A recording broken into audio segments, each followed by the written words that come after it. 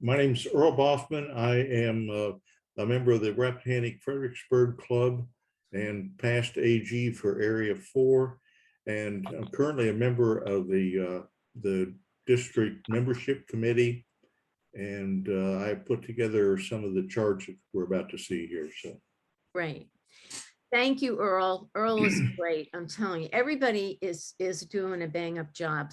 So Jonathan, without further ado, I hand the program over to you. Thank you, District Governor, and thank you all for coming tonight. It's great to see 62 other Rotarians on the call. We've got a lot of past district governors. And I see some other folks on the call. Saw Linda Walker and others who are doing some really heavy lifting to increase our membership. So, we are in a bad spot, guys. So, I'll start out with a little doom and gloom, but then we'll end with some rays of sunshine. We are not gaining members. And in fact, some of our clubs are steeply losing members. And I think as much as the great work that we do goes on day in and day out through our district by our clubs, I think when it comes to membership, we're still in the mode of selling BlackBerries in the age of iPhones, in a sense, right? So people are still using phones, but the kind and the way they're being used are totally different now. But we're still trying to sell that old BlackBerry with the buttons. And while that BlackBerry is nice and familiar to us because we've used it for a long time, it may not be what the consumer is looking for anymore. And so, we hope tonight we can take away some best practices. We're going to, Earl has done an amazing job of looking at the data and showing how each club and the district overall is doing as far as, a net gain membership or a net loss.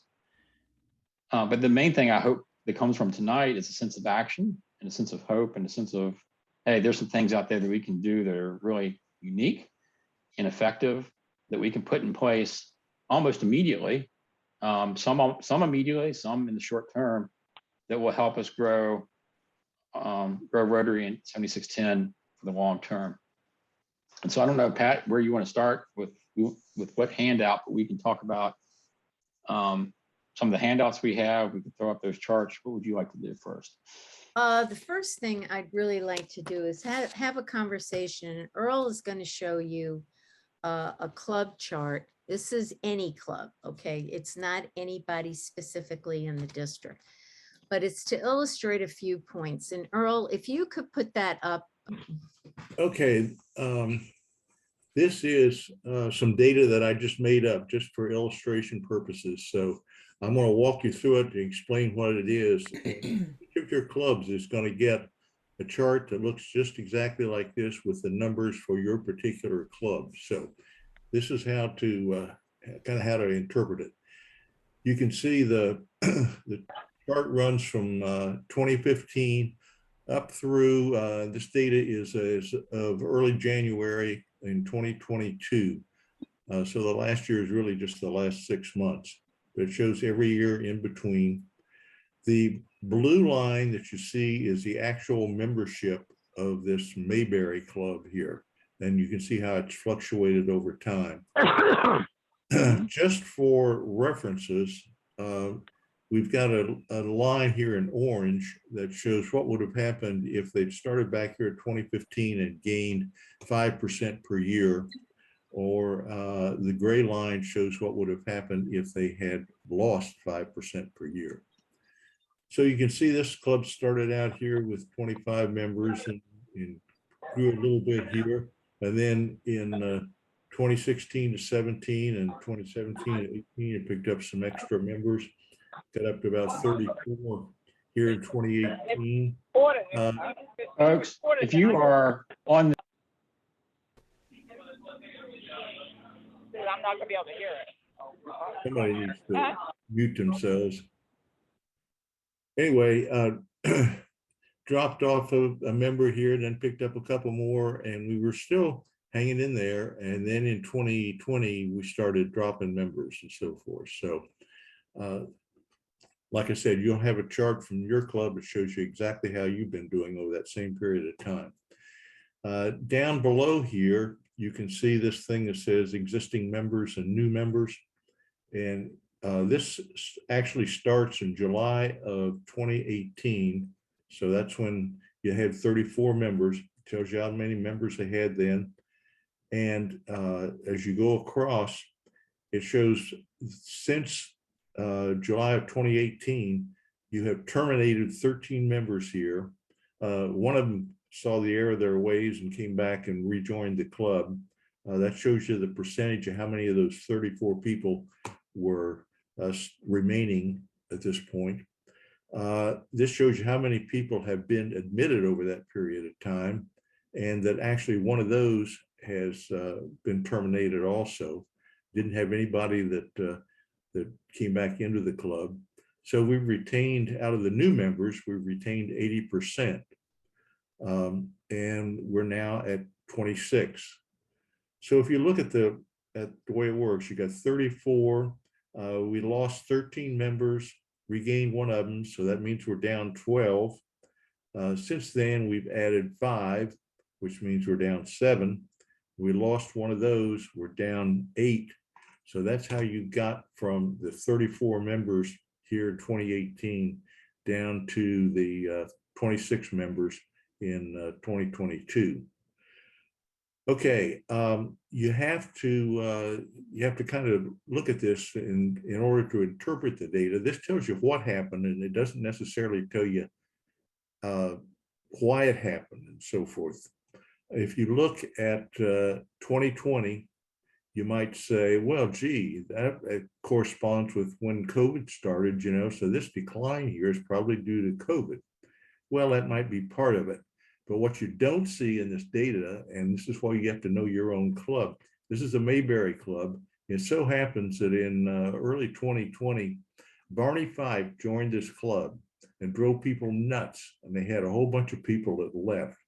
So that's why you have to understand what's going on in your club in order to interpret this data accurately and make it useful. Be glad to answer any questions. How far back are these charts going to go? 2015? 2015, right. Mm-hmm. Okay. This is all data right from RI, and they maintain a 5-year history. This is some that I had from years past, so it's a little further back than what normally is maintained by RI.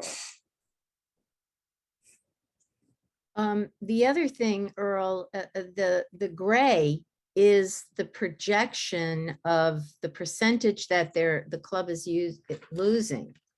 So if that doesn't get corrected, this is where they're going to continue to go. This, on the other hand, is the line you want to be following, because this is taking into consideration the fact that every club will have attrition, putting in a 5% attrition rate and still making sure that you bring in a sufficient number of people to keep that trajectory correct. Yeah, you can look at this data down here, existing and new members, and it's pretty obvious. They terminated 13 members and only one of them returned, and they've only added 5.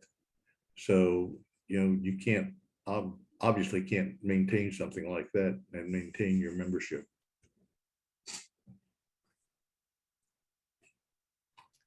Any further questions about the chart?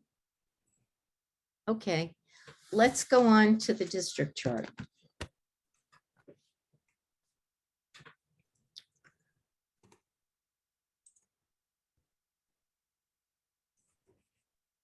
Sorry, there it is. Jonathan, you going to talk to this one? Yeah, so you can see, you know, we're trending along that negative 5% loss annually, right? And that's largely due, you know, we've got a lot of dynamics in play, right? people move in and out in Northern Virginia. But majority, if you go look across the clubs, the majority, the issue is retention. People are coming in who aren't necessarily moving away, but aren't staying. And so we've got to find a way to correct that. And part of that's engagement. How do we keep people involved in projects? How do we understand what they're looking for? And then ensure we can find ways to satisfy that need that they have. I mean, they're coming for a reason, right? And so how do we ensure that our members are being heard and they're giving the opportunity to serve in the way that they want to serve? A lot of it is people, sometimes their jobs change and they come in, they want to be a part of it, but they're having a hard time coming to that lunch meeting at 12 o'clock. You know, what can we do to find another way to engage them? And so we're going to talk, you know, tonight about a couple of ideas, things that are going on in other districts in our zone, and things you all can do again immediately that can, you know, help turn the tide.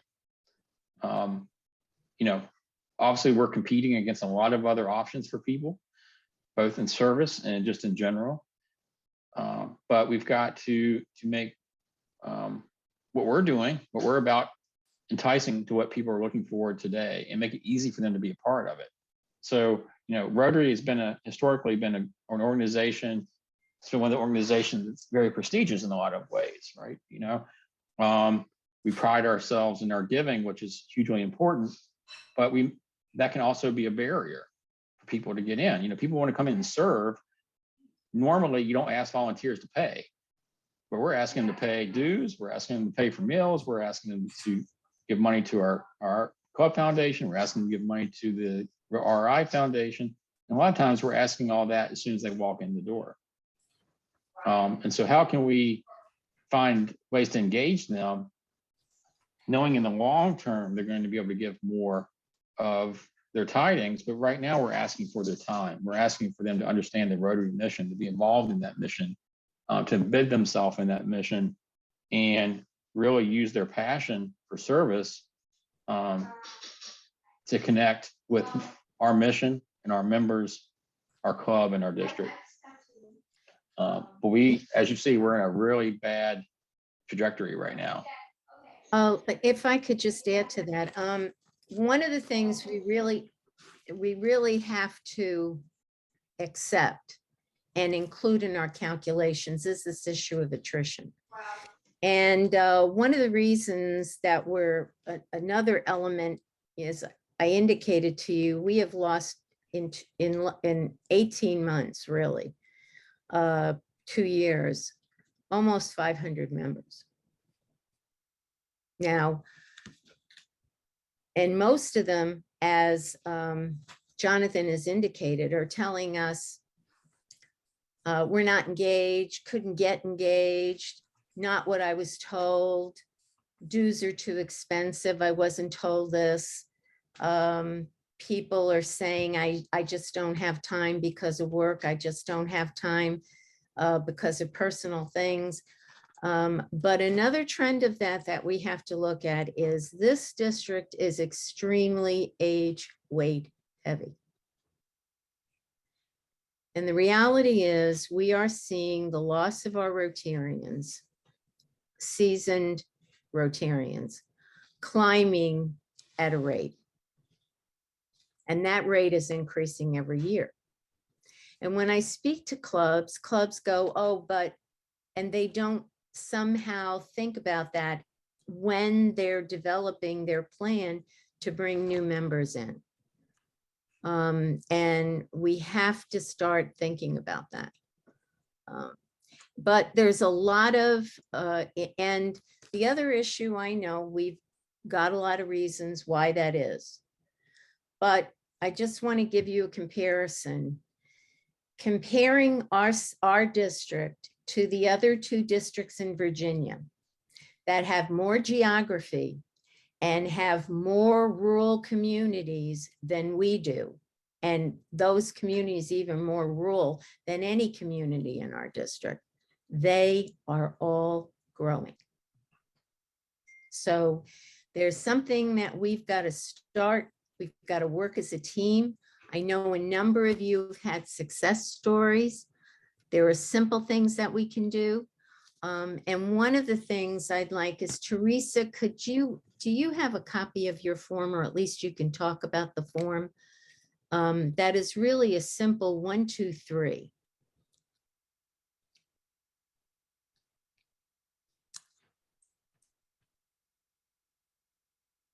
Is Teresa, you're on mute. Okay. Okay. Instead of me trying to figure out how to share the screen, I'll just talk about it because it's Yeah, fairly yeah. simple. So I'm Teresa Alice. I'm the Bull Run Rotary. I'm immediate past area governor, and also I'm helping out in the district because my background is in marketing and public relations and communication. When I was the president of the Rotary, I used my skills to try to grow the club. And it was quite successful. So if you want to jot this down, and we'll try to share this then, in an email. I did tweak it a little bit with Amelia the other day, who I'm working with. The first thing that you want to do, I call this campaign Power Rotary. And really it's a checklist to jumpstart membership for your club. I'll be brief. The first thing is I'm using power terms to supercharge your club. So every meeting, every event should be so special that people will want to be a Rotarian. And some of this is very simple. Some things, this is like ABCs of marketing. But I want to be honest, not everyone, works like that. You might not be a business owner, or you ever had to worry about it really. But you have to make the public and your Rotarians really think that it's special to be there. The second thing you want to do is connect or plug into your community. You want to reach out to your influencers and your leaders in your communities, groups that already gather, and really become like experts in your community. They have to see you as the experts. And some examples that I put on there, your media, your news outlets, your media, like put them on an email blast. We did, Amelia and I talked about this on DACDB. If you have certain people that you would like to know about what's happening with your club that could tell many other people, she said there is a way to add them to your group email on DACDB. And there's just like, they're just like a guest code. And then every time you send an email out, you can add them in if you want. If you're having a great speaker, if you're having a great event, if you're having a fundraiser that they might be interested in. So, reach out to all these groups. You just have to brainstorm with your club. Number 3 is to spark awareness. In marketing and communication, content is king. The same message below that I have as a template can be recirculated every time you put something out, like social media or a press release. And it's basically the who, what, when, where, and how. All the information that people want to know. But if you include a quote from somebody, that makes it even more special. You want to create a buzz, number 4. That Rotarians are people of action that create lasting change in their community, in their country, and in the world. We are a premier service organization, and you have to let people know that. Just on a sidebar, we have 2 groups that I think, well, when I was looking at it, that we're trying to target. One is actually our younger generation, who they're very, very giving. They're really searching out for something like Rotary, an organized group where they can give instead of, doing online donation sites just willy-nilly when things pop up. A lot of them just don't know about us. They learn about it in high school, and then they go to college, and then they kind of lose track of what I think Rotary is about. That's a whole nother thing. The second group is our people that are retiring. They have a lot, they're coming to a phase in their life where they have more time on their hands. And they're also another extremely giving group. That's our fear, I think, in Rotary right now. I know you don't want to talk about money, but they are usually our most generous members, and losing them for lack of interest is actually, is a big problem for us. So we need to recapture them and recapture our new retired people that are coming out. One other thing is connect the energy. You got to get people in the door. You got to make them feel welcome. You cannot assume that every visitor that comes in that door is going to understand what Rotary is about. But the best way to do that is to try to tailor a membership that suits them. And we do have a lot of different options. Traditional, e-club, impact, even the corporate plan that's out now, which I've used myself. I've been a little busy. My daughter is now on my corporate plan and she does a lot with Rotary.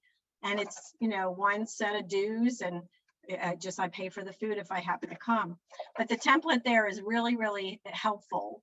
You have to post on social media. I mean, find somebody in your club that will do that to keep the word going, keep the content out there. And people will become generally interested. We gained a lot of memberships because they're like, wow, you're doing great things in the community. Flags for Heroes was just starting when I was president. And we gained so many members just because of, that awesome flag display on our museum lawn. But yeah, so that's just a little template there. And I could go on and on because this is my field, but just let me know if I can help out with anything. I'd be happy to help you.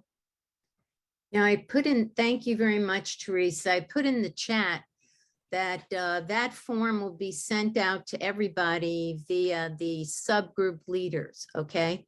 So a lot of information will start coming to you. How many clubs actually did the health check program? And does anybody want to volunteer something and what you learned from that? I can't see all the screens, so if somebody's volunteering, please just jump in. Hi, this is Jane Nash from Hey, the Jane. Rotary. Hi, from the Rotary Club of Herndon. And I did look over your health check and I found it really, I thought it was really very comprehensive and really wonderful. And so, I am the public image chair for our club. And we've done a lot of things with the PI chair. What I did is I worked a little bit with Sheila Brennan on our website. It's the Easy and Beautiful website. And that's a little bit of a challenge to do, but I was able to figure it out. And the Rotary Club of Herndon I'm very proud of what we've done on our website. And so I'm always adding content, I'm adding stories, I'm adding pictures, all of our officers are there. And also what I've just added this past week, I've added a 12-month calendar of all the Rotary themes, like February's peace building. So I've added that so that people can see what we're doing on a monthly basis. And I've never done a website before, but I'm very proud of what I've done. And also what I've done too is the social media. We have Facebook. And so I'm always populating our Facebook account and also tagging with Rotary and, all the different, whatever we're working on. But also, I've also started a new Instagram account because what happened, we had an Instagram account and when people leave, sometimes they don't give us their passwords. And so content is lost when you don't have passwords that are part of that history. You lose a lot of information if you don't document your passwords. So and then what's been really a great tool is the Rotary Branding site. I made a club brochure and I just put that out. And just to get that media out, just doing branding, and it's all there. You just have to just go through and post, you can tailor it to your own club. But I just found that was a great thing to do. So, and then I try to tell stories, send stories to the district. And I even have sent some of our stories to Rotary International, to the magazine, and hoping to get things published. I mean, I know they're very busy and they're doing great work, but we always can try. So that's what I've been doing as public image chair.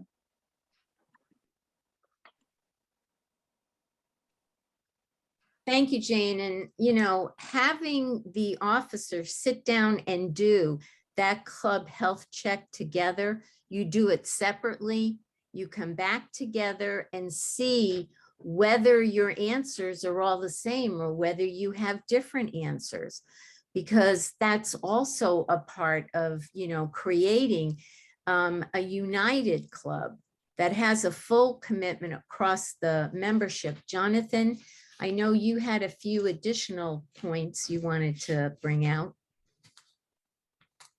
Yeah, so I think it's great. So here, we've got health check to see where we are, to give yourself a baseline, to understand areas of improvement, areas of strength in your club. You start there, right? Second step is, what are we doing? What can we do that we're not doing? All right, is it because of our meeting time? Is it because of our meeting format? Is it because we don't have a focus on recruitment and retention? And then choose an area where you think you can make the biggest impact. You've got a district committee here to help. We can help you with documents. We can help you with marketing. We can help you with coming and talking to people. We can help you with ideas, but we can't do this if we're not working together. And not just in your own club. Go, if you know somebody in another club and you say, hey, maybe they're doing something really great, set up a time to speak with them. I know this is everybody's second job. Everybody has got a lot of responsibilities on their plate, but each of us can do one thing that's going to lead us to the right course correction. One of the biggest, I'm about two things generally when it comes to anything regarding my business work or in Rotary, and that is, one, how can I create force multipliers? Two, how can I create efficiency? So one of the things that I've seen go on in a district in North Carolina that's now sort of catching fire around Zone 33 is this thing called Impact by Rotary. And what it is it's really nothing extraordinarily new other than how we market and how we serve. So they've gained over 110 members in the last year in their district through this idea. And they use the word internally when they're talking to clubs, they call it a companion club. We use the term satellite. I think the terminology companion makes more sense, which means they want to go out and they want to find people with a lot of energy who are looking for ideas on how they can serve their communities and get them to serve their community straight away. So you can go to their website, you can see the activities that are going on. They've got 4 impact clubs in North Carolina, Western Foothills, North Carolina right now, where these new members are coming in. They're just focusing on community service.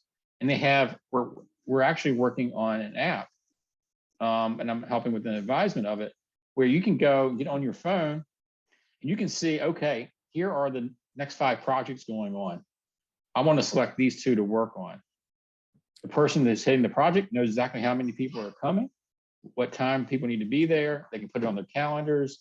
There's a lot more things in the app, but it's very easy for people to understand what's going on. Instead of, I need to check my email, then I got to respond back to Bob, and then Bob's got to tell the president, it's all right here, who's coming with the touch of a button. Efficiency, right? We need to create efficiency for members. We need to give them the opportunity to go and serve straight away and to meet people and be, we used to have this term Rotary in action, right? I really like that because that's sort of what it's about. It's about the mission. The app I'm referring to is not, it's in the process of being created, but it's for the Rotary Impact movement. That app will be coming out. We're going to figure out how we're going to use it in our district. It's probably, 5 months away from being released, because they're really working on ways that you can pay your dues online. You can do a lot of different things with this app. It's a one-stop shop instead of having to go to 5 or 6 different websites. But the point of it is get people out there, and it's a companion club to the home club. So it's not like these members can't go to a regular Rotary meeting or can't attend a Rotary function of that home club, that sponsor club. That will happen. That's been happening more over time after people sort of get the idea of what Rotary is about, get to know each other, get to know Rotary. Then they're saying, oh, I do want to go to that meeting on Wednesday afternoon. Oh, I do want to go to that function in the district. Oh, I am interested in the Rotary Foundation. But it's sort of giving them a chance to date somebody before you ask them to marry them. And I think that's sort of what people are looking for. They want to commit, but they don't want a long-term commitment till they really understand what they're getting into. And so I think that's the brilliant idea, because people are coming, they're enjoying their interaction. There's no pressure for them to hurry up and pay their dues of $300 right away. There's no pressure for them to go through a process where they've got to be interviewed and voted on and voted on again, and then get a badge, and that badge will change color if they go to 5 meetings. They just want to serve, right? They just want to go out there and do the mission of Rotary, and it's working in North Carolina, and I think it can work here. Lori Menzel, you put in some interesting comments you want to share about your survey. Sure. You did We in just your want to, club? yeah, for our e-club, which is really a different dynamic, and we're just, we're under 2 years old. So we're going through some growing pains, and it's to be expected. And so at this point, we wanted to do a survey of our members to see how are we doing? How's the meeting time? Are you satisfied? Do you feel engaged? Do you feel you get communications? All those things that we want to know so that we can do a better job, make the changes we need to according to the members we have, and to help us as we recruit new members. So I just used Google Docs, actually Google Forms. It was very simple. I just used the questions they already gave us from that information, so I didn't have to make anything up.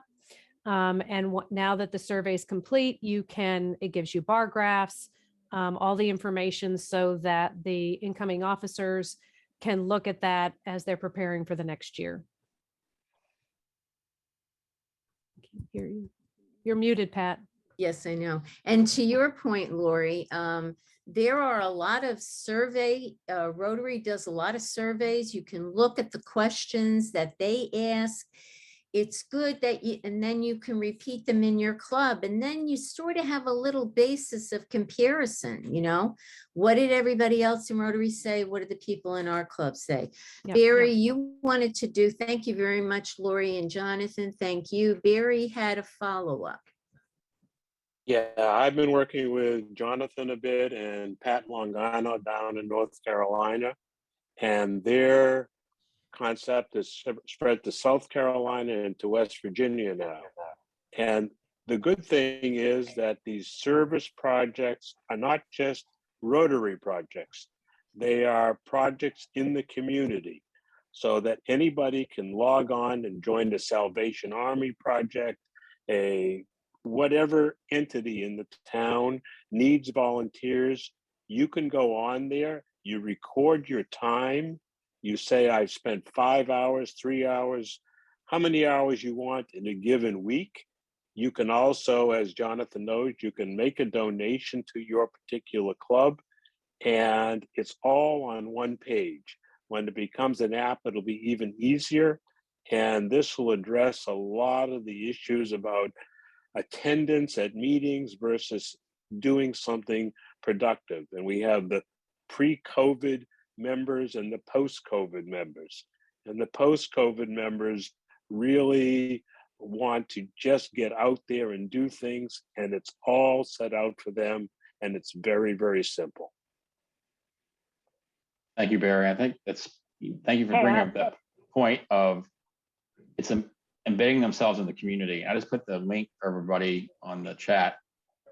So it's not, it's not in isolation. It's getting out there and doing community-based projects with the community. And so the people are learning about Rotary as these new and current Rotarians are living out the mission. Well, we're at the point where some of you have got to have questions. So why don't you, anybody want to ask a question? Or yes, go Pat, ahead. there is a question in the chat box. Yeah, there are a couple different questions in the chat Okay. box. You want me to scroll up and read them? Or? Yeah, just go ahead.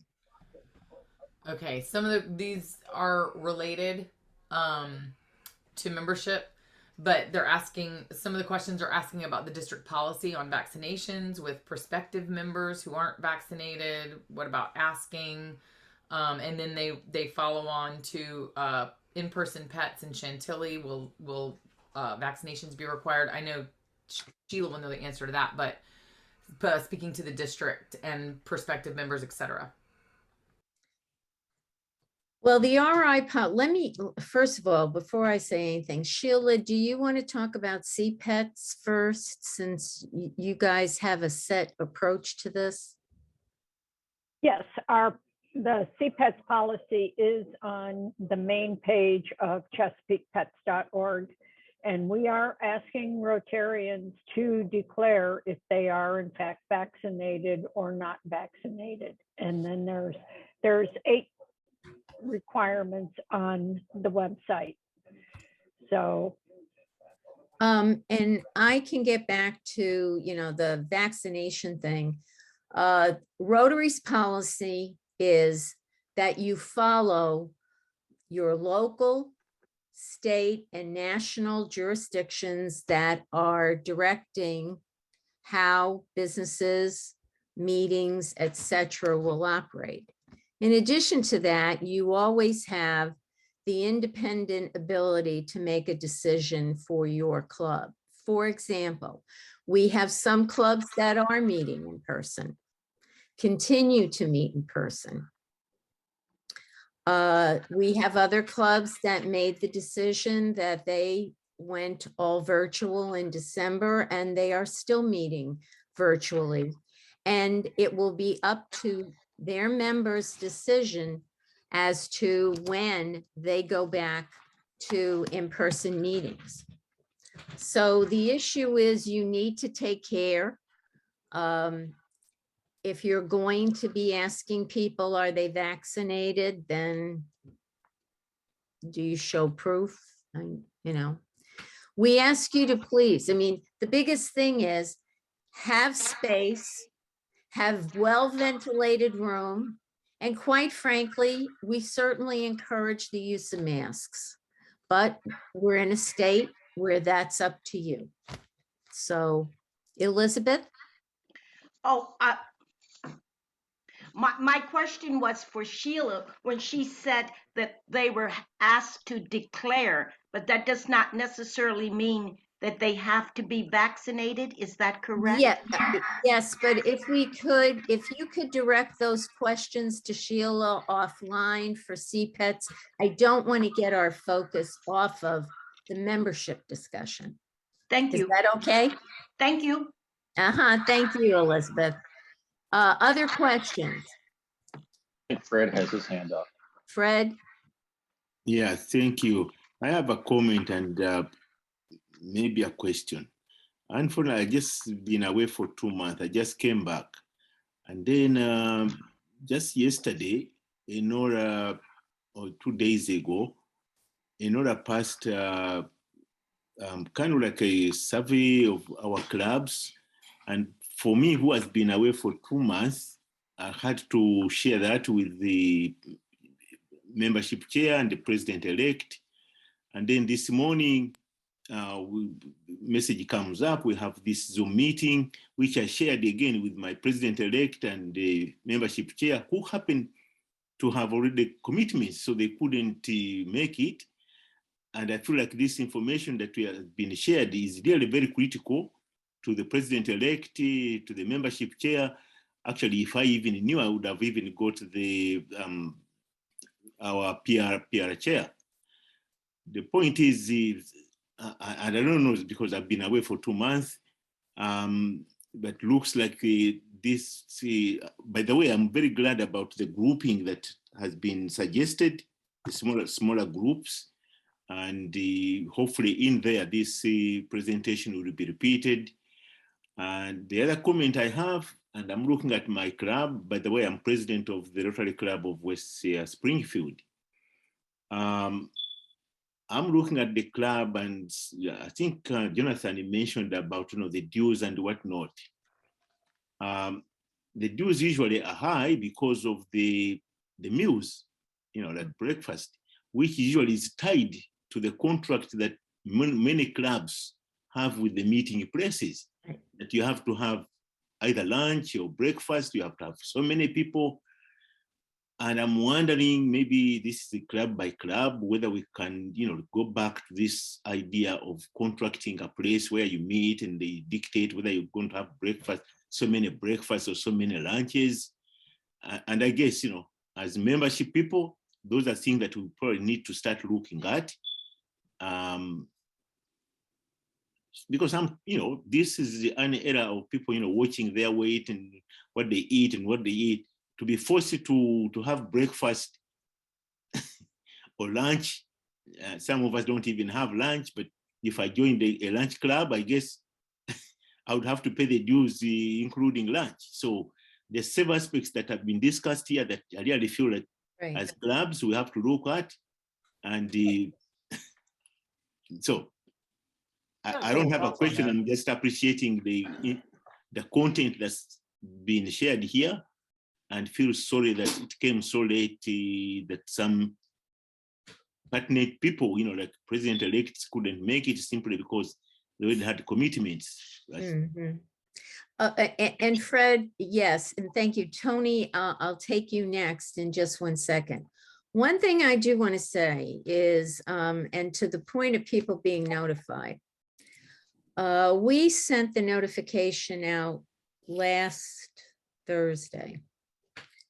And we were sending it to the presidents, the president-elects, the immediate past presidents, and the membership chairs. Only 40 clubs out of 57 have indicated they have a membership chair. So there's additional information that goes to membership chairs only. For example, RI sends information to membership chairs, and we send information when we're doing a membership forum, and Jonathan and his team reaches out to the membership chairs. Some clubs don't have all their officers listed. So there is a lot of information, a lot of activity that we want to share with you, but it becomes difficult when we can't, when people opt out of P-mail, and you can't really do that as an officer. So we've got to get together as a team. I know, Tony, you had a comment, and I think part of it was to Fred's comment and some of your own success in your club. Yeah, I'll jump in here. And first, to Fred's point regarding, meals and just kind of general accessibility. One thing that, we as a club have thought out over the last couple of years is making our meetings more accessible. Previously, the club had been meeting at a country club, and it was not accessible to public transport. I mean, it was just, and the environment was one that really wasn't conducive towards bringing new people in. Many people in our community aren't comfortable meeting at a country club.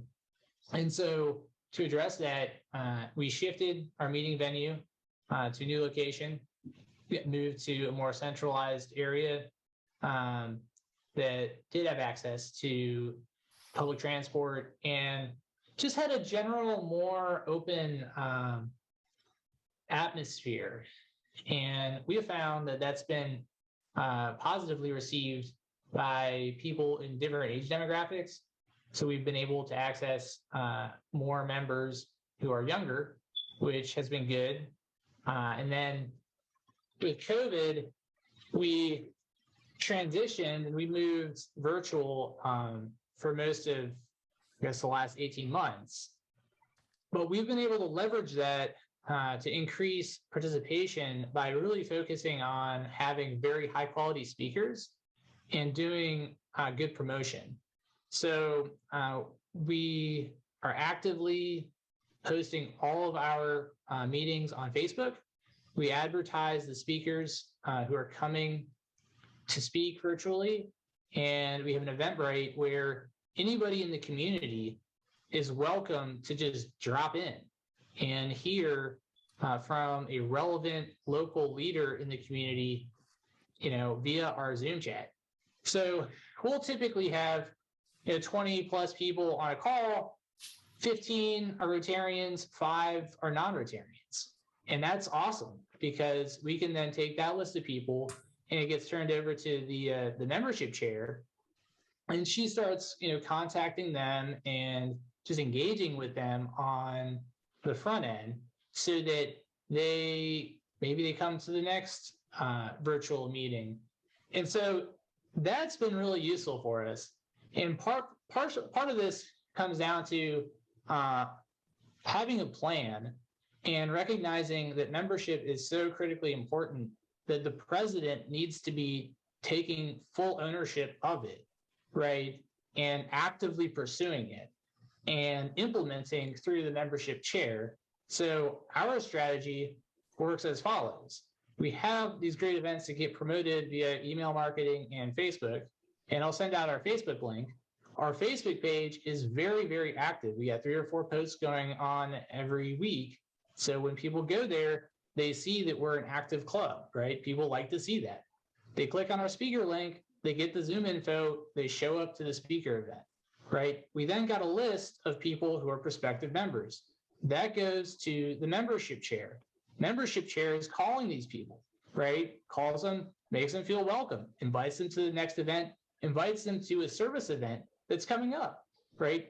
They come, they start moving through the process.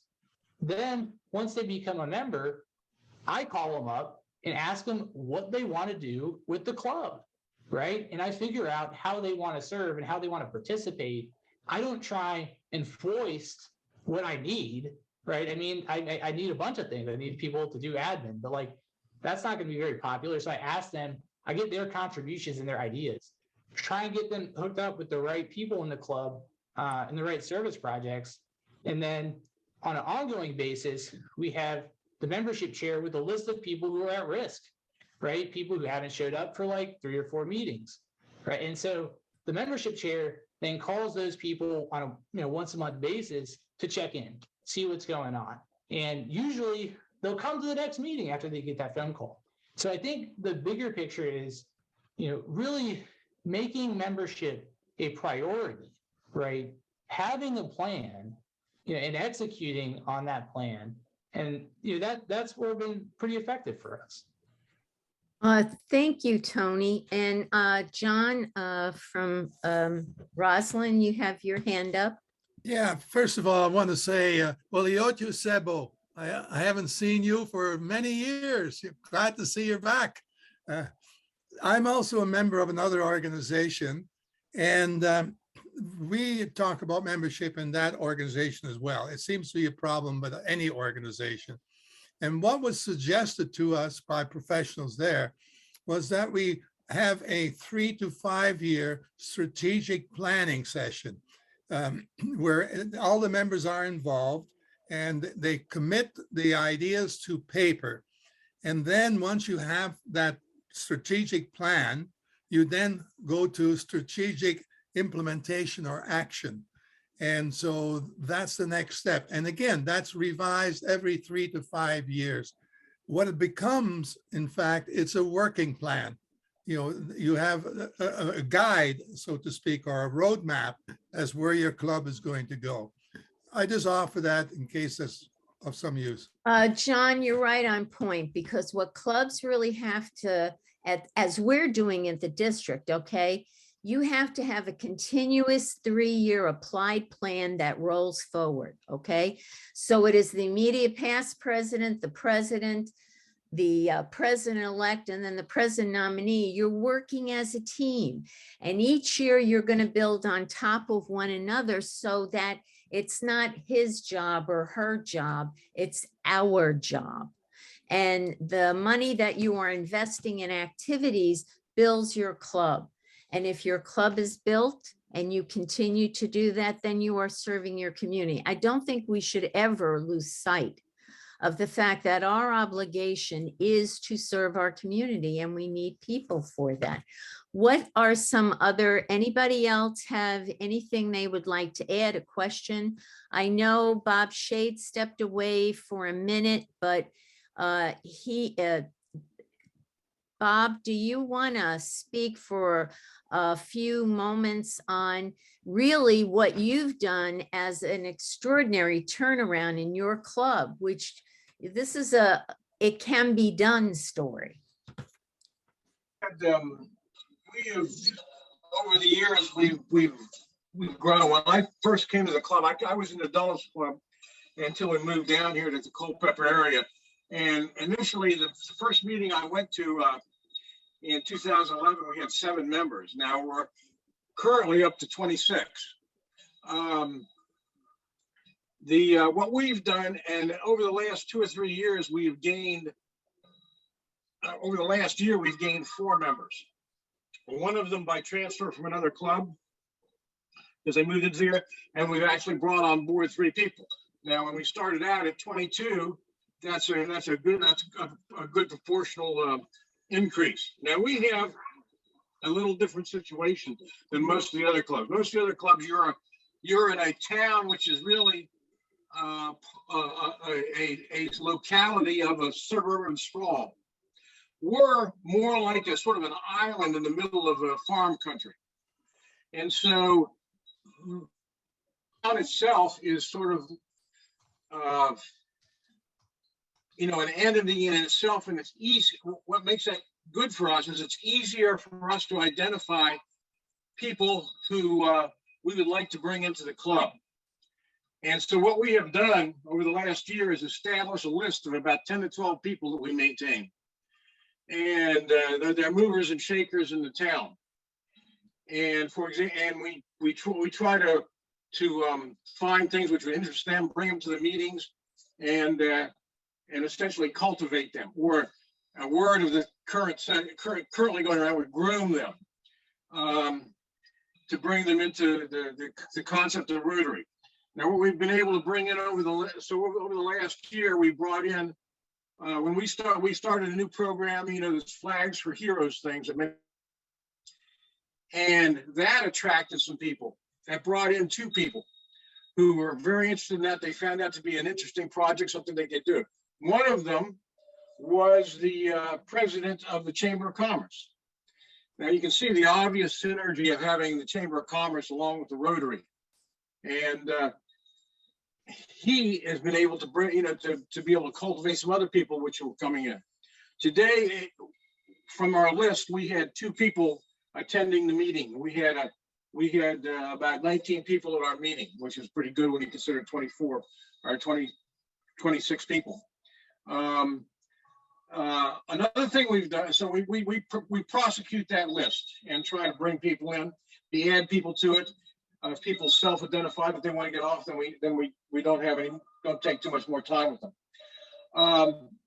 One other thing that has helped us, and I'm going to be very honest about this, we've been aggressive in having physical meetings. Let's be honest, a physical meeting is a lot more conducive to companionship and to exchange of ideas and to just socialization than a Zoom meeting. We went to Zoom right after, when everybody else did, right when the virus first broke out. We went back to physical meetings the 1st of May last year, and have had physical meetings totally from then on out. I think that's an important factor. Was it chancy? Did we take some chances? Yes, but we had a good feeling that most of the people, if not all in the club, were vaccinated as soon as they could. And we have had no problem with any kind of spread of the virus. So I just think I think those 3 things, one being sort of an isolated area and knowing the people in town, being able to look and know who the movers and shakers are. 2, put together a target list. 3, ask the people. Remember, there's something you've got to do. A lot of people are hesitant to say, hey, would you like to come out to Rotary? You got to ask people. They're not going to come out unless you ask them. And finally, being aggressive and taking the chance to have physical meetings, which I think brought more people back. When we were on Zoom, we were lucky to have 7 to 10 people. Now, since we've gone physical, we're back to having sometimes, usually in the high teens. So I put those down as our ideas. Thank you. Jonathan? Yeah, it was great to hear from Tony, and thank you, Robert, for sharing your story. It's quite amazing what you've done out in Culpeper. There was a question in there, corporate membership, it's been bouncing around. There are several clubs in our district that have adopted that. Back before I was district governor, I was on a committee with several folks, some of them here on this call, and we developed the protocol. Yeah, of course, our current district governor won. The brains, I was just there to coordinate. We had the brains on there. But we created this, I thought, really strong corporate membership plan. We can send that out to everyone. It sort of goes through the process of how you set it up, but it leaves you the options to sort of set up how you wish, as far as the due structure for a corporate membership. Clubs have used it. It's been successful. They've been able. Teresa gave a good example of her company and how she's, when she's busy, her daughter is part of her corporate membership, and that's really what we're seeing. Even in large companies, they have maybe 2 or 3 people representing them, and that way somebody from that organization is always able to get to Rotary. Okay, so we can talk more about that. I am sensitive of time, so we want to start talking about what are some next steps we can all take. And I think it comes down to a couple of things. One is take this information back to your club, to your leadership. Discuss how you want to proceed as a club to make that change in your area. We're going to be, as you said at the beginning of this, we have tiger teams, for lack of a better word, where we're getting together with, in my case, I'm with Pat, and we're districts 1, 7, and 12, to get together and support those 3, not just areas, for those 3 areas, and find out how we can enhance your membership opportunities, whether it's giving you some advice how you invite speakers to come back as members, give you advice how to reach out in the community, and help you. The zone has a lot of great information. We'll get you connected to that. We'll provide you the tools you need to move forward. And I specifically would love to help any club that wants to start, whether you want to call it a satellite club, a companion club. I did put the Impact Rotary link in the chat earlier, so please check that out. We can resend it. If that's something of interest to you, call me, email me, send smoke signals, whatever you need to do. I am here to support that. I will come down to you wherever you're located, and we can meet. We've got a couple of Viennas starting a club, and it's going really well. And I've met with them a couple of times, and I'm cheerleading them on and giving them the tools they need. So figure out what your plan is going to be. Figure out what you need to be successful, who you need to be successful, bring in to be successful, and let's do it. We've got 5 months left in this Rotary calendar year. Now is the time to turn the tide. So when the next presidents come in, we're already moving in the right direction. We already have plans in place. I love the idea, John mentioned, of a 5-year plan. Start thinking about long-term, right? Those are the next steps. You'll be hearing from your Tiger team members. Plan to meet again with them. Start out with sort of examining where your club is and what you need and what you're interested in, and how you can be more, how can your club become more dynamic and more flexible with the times that we're in. My club model, we have 1 standard meeting a month, 1 meeting is a project, and 1 meeting is, back when we could do that, would be just a get together, right? And just enjoy each other's company. But we're always trying to do something and keep it different schedules for people, so people can come and be a part of that organization. Any questions about? Oh, go ahead, Pat. Sorry. No, any questions? I want Sheila and Renee to also talk about their next steps, so that you really see the kind of pattern of activity. We are here to work with you, to support you, and to help you. And in your subgroups, you're going to have stellar star clubs that'll give great ideas. We're here to help you solve problems, and we're here to move it forward. Sheila? Thank you. Yes. Actually, tomorrow afternoon at 1 o'clock, my team already has a Zoom plan to discuss what we have talked about tonight on this Zoom call. There is one of our AGs for Area 3 who could not make it tonight, so he is going to join us tomorrow, and we're going to bring him up to date. We're going to take the individual club report that Earl showed you at the beginning of this Zoom and send them out to our clubs. I will get those ready for areas 2 and 3, and Enola Thabon is on the call here for area 8. She will send out the same things, but we will coordinate that. So we're sending out the same information to all 3 area presidents, with the health club, with Teresa's Power Rotary worksheet for us. And then we will work on setting up a plan to talk individually with either the club president or the entire club board for each of the clubs. And Barry and I will work that schedule together for all of the clubs in the 3 areas. So thank you very much, Sheila. Renee?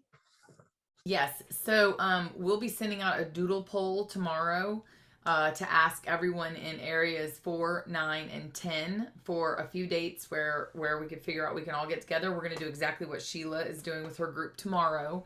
We'll get this done as quickly as possible.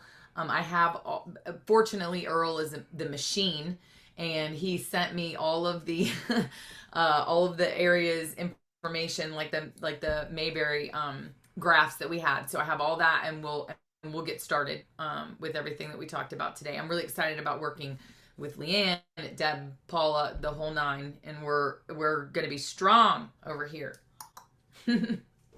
Yeah, hey, listen, let's get a little healthy competition among the subgroups, man. Don't use the C word, man. I'm in it to win it. Yes, absolutely. We'll bring it home. Bring it home. And so each of us are taking a similar approach, but we don't want to meeting you to death. We want to get some really active conversation that is helpful to each of the clubs. We're here to answer your questions. We're here to come to your club and work with you one-on-one if needed. And I just think if we all remember why we're Rotarians and we make that commitment across our club, then Jim, do you have a question, or are you just waving goodbye? I do have a question. Oh, okay. Thank you. Okay. Why are the other 2 districts growing? Well, I'll tell you. The reason that our Rotary zone is 33 and 34. That stretches from Delaware, Pennsylvania, all the way down through the Caribbean and a few other places. There are only 3 zones that are not growing. 3 districts, and we're one of them. And the issue for the other districts is that these clubs have taken hold. They have gotten the word out to their club members, and they have a full club push in recognition that they need members, and they are out there getting them. They are doing e-clubs. They are doing satellites. They are, for example, the before Rotarians and the after COVID Rotarians. So a lot of people have joined Rotary clubs during COVID. They have joined in a virtual community. They expect that virtual community will continue to be there for them for the weekly meetings. But in some clubs, what specifically are they doing? They're doing everything we talked about tonight. They're going out there and creating, whether it's alternative meeting times or satellite clubs or companion clubs, however you want to name it. But that doesn't help my club. I have a club and we are dwindling. yes. And I'm just looking for answers as to how do I enhance my club? E-clubs or satellite clubs? are not the answer. Why is that? So the answer is to continue to meet the same way you meet now? Is that working for your club members? Well, So you got we to are figure out why. dwindling. We are dwindling. I'll say that Yeah. for it. Okay, but that's where we're going to sit down and we'll work with you to put a plan together that will work for your club. Look, everybody's in a different position. What might work for my club is not necessarily going to work for your club, but the difference is that you sit down as a committed Rotarians, a club of Rotarians that all recognize that there is a challenge with membership and are willing not only to put a plan together, but carry forward with the action in that plan, the work that has to be done. And that is making contacts. That is being reacquainted with your community. A lot has changed in your community. Who your contacts before may not be there now. Who are the new contacts? Who are the new people that have moved in? What businesses have moved in? You've got to become familiar. We have a community assessment tool that we'll work with you on. So we have a lot of different tools. One size does not fit all. There is no one silver bullet to answer this question. We all have to develop our plan for our club where we are today so that step by step by step by step, we are moving forward. And we will be working with you on I that. appreciate your guidance. Thank you. Thank you, Jim. Okay. A quick question for me. Like I said, Yes, I've been great. away for about 2 months. We talked about club health check. Can somebody either stay on or help me? How do I come up with this club health check? For my Yes, club? okay. Yes, Fred, we'll do that as soon as we conclude and I'll stay on with you. Okay, Okay, thank you. you bet.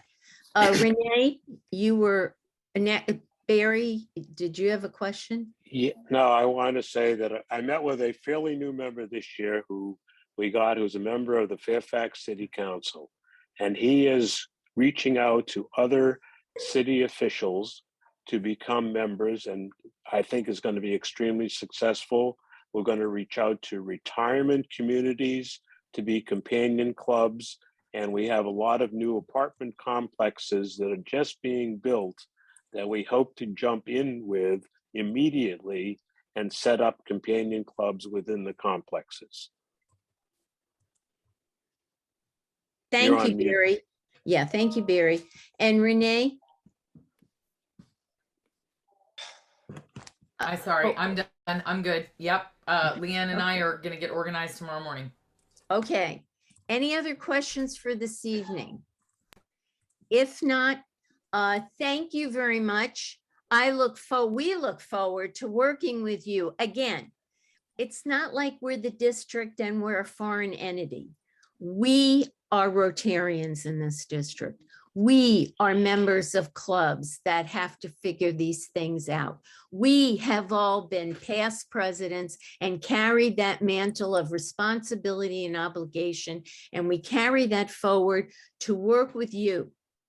Because by God, I am not going to be the last generation of Rotarians in this district. And I think everybody who gave their time this evening is with that. And we're going to move forward. So I'm ecstatic. I'm excited.